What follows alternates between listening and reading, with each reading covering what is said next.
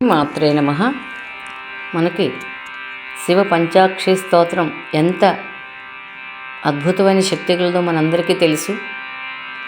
ఈ పంచాక్షరి మంత్రాన్ని జపించిన, ఈ స్తోత్రాన్ని విన్నా మన జాతకంలో ఎటువంటి గ్రహదోషాలున్నా, కుజదోషాలున్నా, కాలసర్పదోషాలున్నా అన్నీ కూడా ఆ పరమేశ్వరుడు ఇట్టే తొలగిస్తాడు.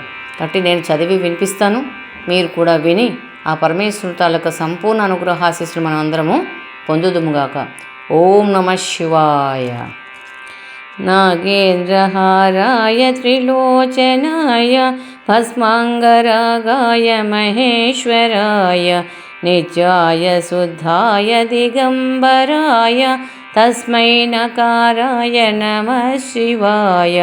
నమః శివాయ నమః శివాయ. హర హర శంకర నమః శివాయ.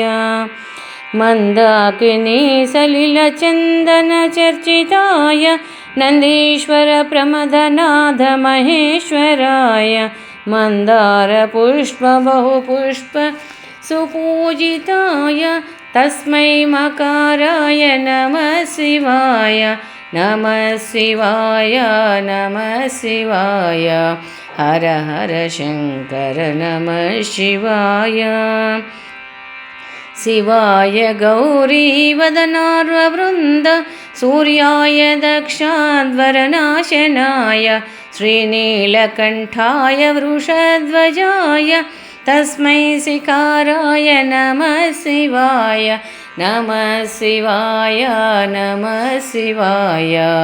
హర హర శంకర నమః శివాయ. వశిష్ఠకుంభోద్భవ గౌతమాది మునీంద్రదేవార్చితశేఖరాయ చంద్రార్కవైశ్వానరలోచనాయ తస్మై వకారాయ నమః శివాయ. నమః శివాయ నమః శివాయ. హర హర శంకర నమః శివాయ. యక్షస్వరూపాయ జటాధరాయ పినాకహస్తాయ సనాతనాయ దివ్యాయ దేవాయ దిగంబరాయ తస్మై యకారాయ నమః శివాయ. నమః శివాయ నమః శివాయ. హర హర శంకర నమః శివాయ. నమః శివాయ నమః శివాయ. హర హర శంకర నమః శివాయ.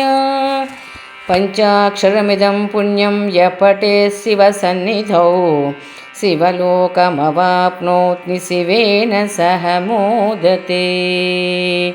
హర హర మహాదేవ శంభో శంకర. ఓం నమః శివాయ. ఈ పంచాక్షరి మంత్రం చదివే విధానం మీకు నచ్చినట్లయితే లైక్ చేయండి, షేర్ చేయండి. కొత్త వాళ్ళైతే సబ్స్క్రైబ్ చేసి మీ వాల్యుబుల్ కామెంట్స్ కూడా పెట్టండి. ఓం నమః శివాయ.